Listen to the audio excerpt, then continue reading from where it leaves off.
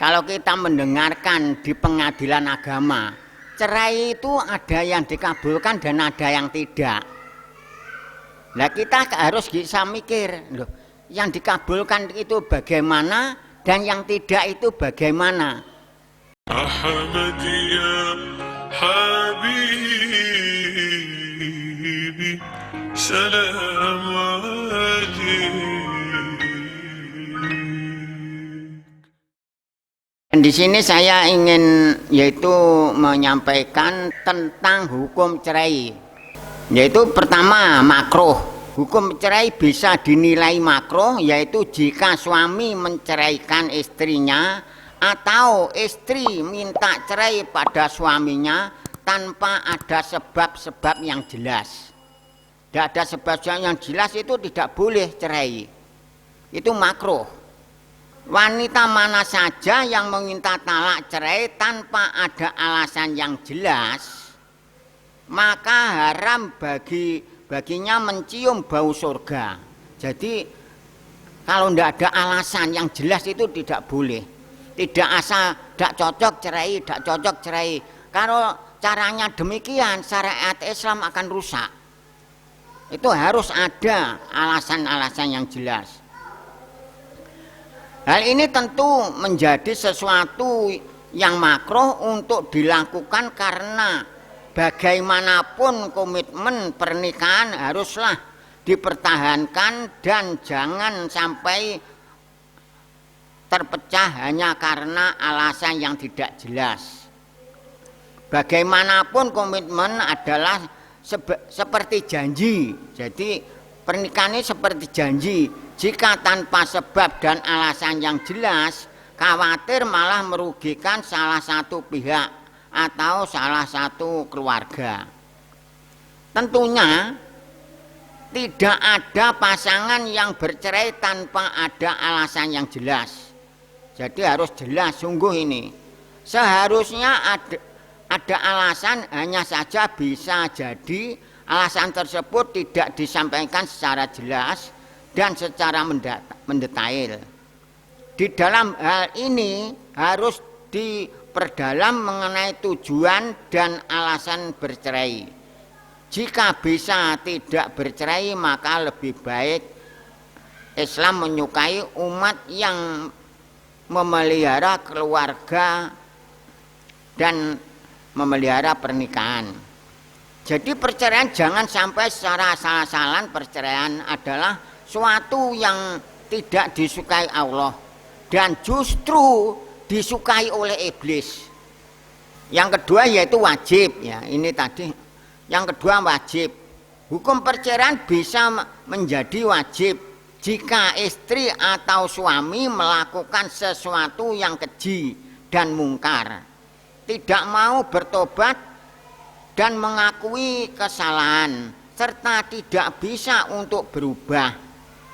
Jadi selalu tidak bisa berubah, terlalu melanggar syariat-syariat Islam.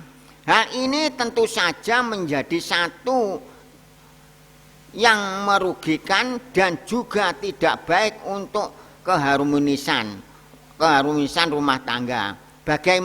Bagaimanapun bagi mereka yang sering sekali konflik dan juga tidak bisa untuk diproses secara damai, menumbuhkan cinta dan kasih sayang kembali, maka lebih baik cerai dan bisa jadi hukumnya adalah wajib.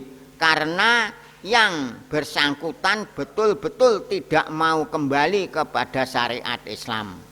Jadi seandainya kedua-duanya itu tansah kisruh, melanggar syariat Islam, ya itu akhirnya wajib itu untuk cerai.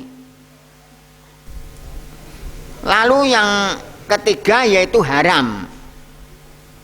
Hukum cerai bisa menjadi haram jika istri sedang ada masa haid atau nifas. Talak ketika haid tidak tergantung pada pengetahuan suami ketika mentalak istrinya. Apakah dia sedang suci atau tidak suci?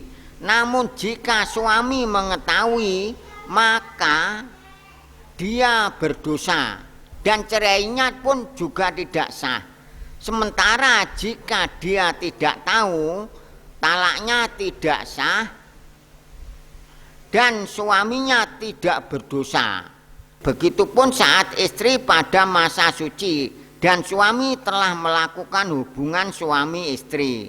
Saat ini maka haram untuk menceraikan istri, apalagi jika tujuannya adalah istri tidak menuntut harta.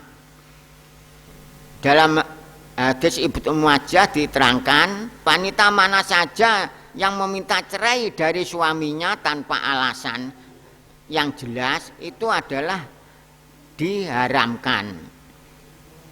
Nah sekarang perhitungan memilih cerai atau tidak. Tentunya jangan sampai melakukan hanya sebelah pihak, apalagi jika dilakukan pertimbangan secara gegabah, emosi, dan juga keadaan konflik. Perceraian bisa haram dilakukan dan tentu berdosa ketika kita melakukannya. Selain itu haram juga bagi suami untuk mencerai istrinya jika dilakukan langsung pada talak 3 kali. Hukum cerai bisa menjadi mubah ketika perceraian keadaan rumah tangga atau pernikahan malah semakin mudarat, sulit untuk ditengahi masalahnya dan juga membawa dampak yang buruk bagi kondisi keluarga. Islam memerintahkan masing-masing suami atau istri tidak gegabah dan emosi dalam mengambil keputusan. Bagaimanapun suatu perkara harus diputuskan secara akal sehat, rasional, dan benar-benar ditimbang dengan ilmu pengetahuan yang memadai. Jika masing-masing pasangan bisa menjaga dirinya, menjaga rumah tangganya dengan baik, maka tidak akan ada masalah yang berarti. Perceraian pun bisa dihindari.